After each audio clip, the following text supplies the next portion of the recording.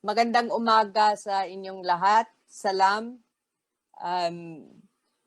Today, I would really like to talk to you about the value that women bring to establishing a lasting and just peace and development in our Mindanao. Having experienced the changed nature of contemporary war, women peace builders and human rights activists from conflict zones realized that for peace to prevail, the existing peace and security processes also needed to change. So in 2000, these women drew the world's attention to the experiences of women living through war as survivors of violence, as combatants, and crucially, as frontline peace builders working to resolve and prevent armed conflict. Their vision and activism led eventually to the adoption of the United Nations Security Council Resolution 1325 and the development of the Women, Peace, and Security Agenda. In the past decades, the initiatives toward fulfilling the promise of the agenda have been significant, but not yet. The previous, please. But incremental. Today, it is time for another transformational leap towards a leap forward to end the violence and foster an inclusive and just peace for women, men, boys, and girls living in fragile, conflict, and violence-affected communities.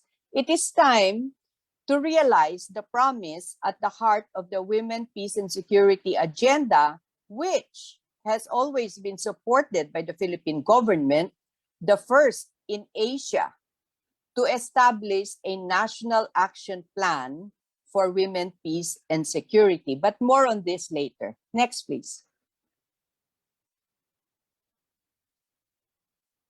It is sometimes surprising to me that the feared extremist groups in this country are those associated with faith-based violent extremism, such as the BIFF or the Abu Sayyaf. But if you look at this map, and this was from 2017, if you look at the red areas, those are the areas of the New People's Army, the CPP, NPA, NDF. They are all over the country. The BIFF and the Abu Sayyaf, by comparison, are in small areas and only in Mindanao. Now, there are women in the leadership of the CPP, NPA, NDF, but not in the Muslim violent extremist groups. Next, please. Nationwide, the CPP, NPA, NDF has women in its ranks of armed troops. And over 40 years ago, they were already called Amazons. Next, please. In the Muslim areas, it has only been recently that we've started to see women who are part of violent extremist groups. The poster woman of women who have been radicalized is, of course, Farhana Maute, the mother of Abdullah and Omar Khayyam Maute, who successfully laid siege to our country from May 23 to October 23, 2017, 3-month siege against the might of the Philippine armed forces. Next, please. And then, of course, you've seen the photos of these two women, Nana and Indat Nai, who were widows of Abu Sayyaf in Sulu. And they were part of the bombing that occurred on August 24, 2020. Next, please.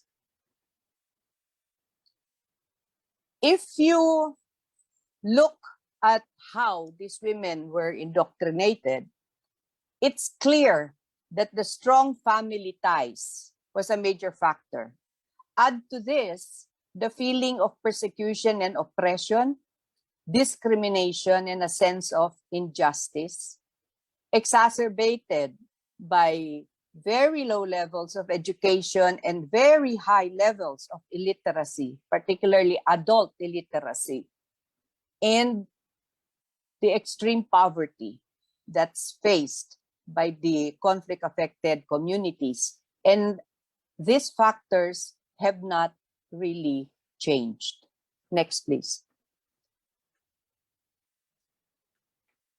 Luckily, at the national level, the organization responsible for establishing the peace process and establishing a just peace in the nation has had women at the top management. The first being Annabel Abaya. And then, of course, there was Teresita Quintos Deles, being Deles, who served as advisor, presidential peace advisor for two presidents. We have Miriam Coronel Ferrer, IE, who successfully chaired the government panel in negotiating with the Moro Islamic Liberation Front, and which has led to the establishment of the Bangsamoro Autonomous Region of Muslim Mindanao. And we have had Gloria Mercado Jumamil, a Mindanaoan, who became the executive director of OPAP, serving as undersecretary until she retired at the end of 2020. Ging and IE, it was during their term in office that OPAP, that government, had created the National Action Plan on Women, Peace and Security. And during their administration and the succeeding administration, this National Action Plan was institutionalized nationwide with local government units as partners together with civil society, academe, the religious leaders, the private sector. So we already have a plan of action that should be utilized to help us as we are in search of ways to prevent the expansion of the violent extremist and extremist thought. Next, please. In Muslim Mindanao, it has always been said by those who don't really know us very well that women are second-class citizens and they really don't have much role to play in politics or decision-making or governance. But who can forget my mother, former Senator Nina Rasul? I mention my mother here because, like many of the women who have become peace activists, who have become leaders in their community, they didn't start their life by being leaders. My mother was a devoted wife, a devoted mother raising 6 children.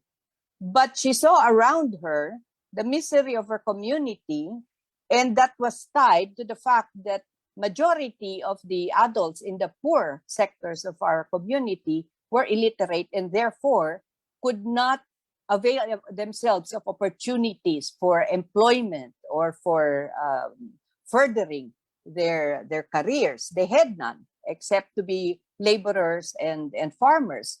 So she started Magbasa Kita, which is her adult literacy program, which actually was responsible for bringing her to the attention of then President Cory Aquino, who invited her to be on her senatorial slate.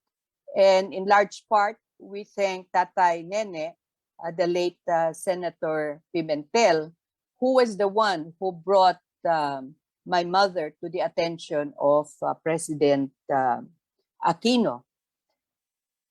My mother's advocacy has been literacy education, especially for the women of Mindanao, because she sees that women play a vital role in sustainable, lasting peace and development. Next, please.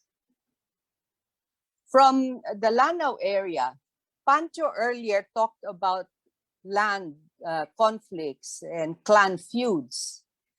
Former Governor Tarhata Alonto Lucman, Antitata, has always been known as a woman who was able to successfully mediate and resolve conflicts among clans, conflicts which with regards to politics or land disputes. Princess Tata was the first lady governor in Mindanao at a period of turmoil during the martial law years. And she has been best known as a Rido clan conflict settler. Time magazine actually noted her peacemaking role for helping the release of kidnapped nuns in Marawi City in 1986, literally standing between shooting clans. Tata was able to settle the most bloody of conflicts. She was reared in the world of politics.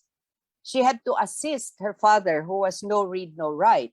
And when she became governor during the time of the late President Ferdinand Marcos, she was with the local government leaders who were brought to Malacanang to meet with President Marcos.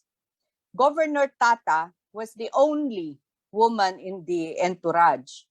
And this is an anecdote that has been told to me, when then President Marcos called the datus and politicians to Malacanang to consult on the declaration of martial law, Governor Tata stood up, the only one to stand up, it seems, and spoke, according to those who were there, spoke very sarcastically and said, even as I am an ordinary woman, I have to raise my hand. Thank you for inviting this group. As governor, I should be here to answer your call for a meeting with Muslims. What I can say with all the datus here is that they are unitedly agreed to support you in the announcement for reform. Thank you. God bless you and the Filipino people.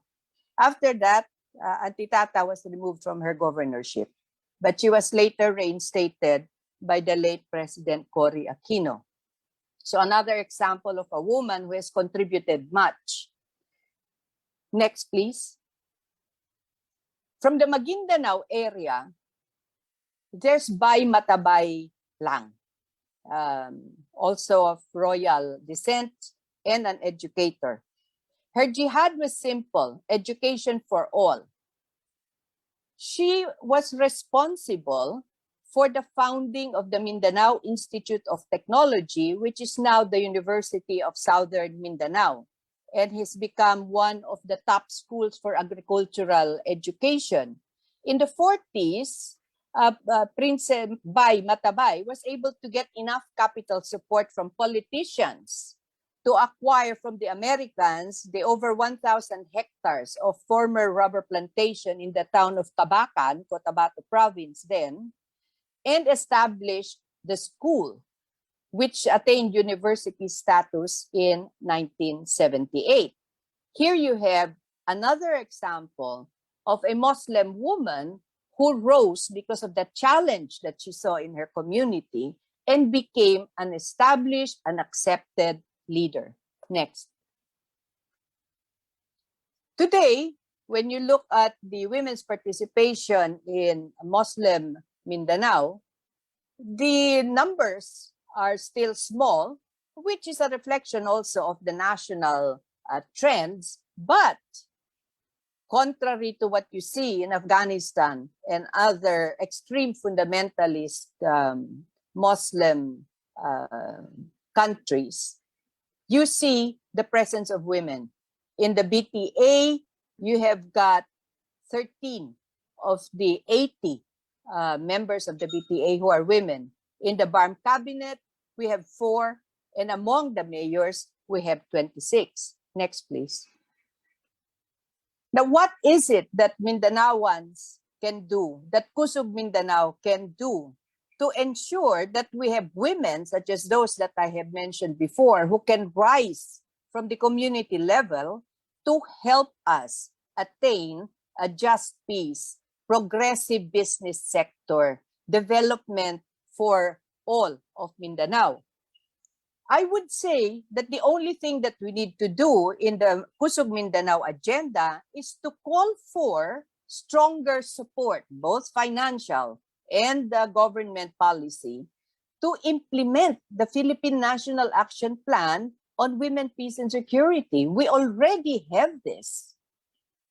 All that needs to be done is to implement it. And the National Action Plan calls for the promotion and mainstreaming of the gender perspective in all initiatives, making sure that you have women at the peace table, empowerment and participation of women and girls, protection and prevention of violations and violence against women, and the importance of monitoring and evaluation so that we know that the money is pouring into the important initiatives and is making an impact on the community level. Next, please.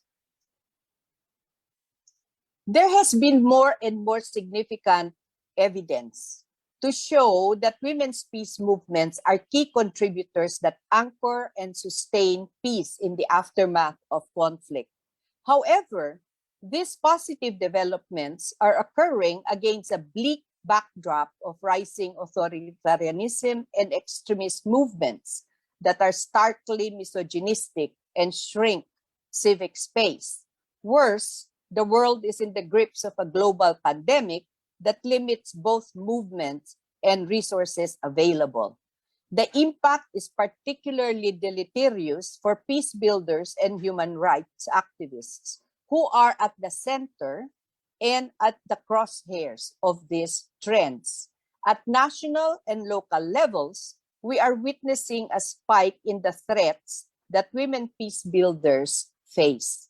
If Mindanao is to have a concrete foundation for peace and development, it is crucial that women be involved and engaged in decision-making, in program implementation, in all sectors, particularly in the security sector and at the peace table. I show you this poster to invite you to listen to our podcast, which is available on Spotify, because here we present to you women peace builders who share their experience, very valuable experience, their suggestions, and hopefully we can inspire a whole generation of peace builders. Next, please. With that, I thank you and I leave you with the quote, "The hand that rocks the cradle is the hand that rocks the world." Thank you.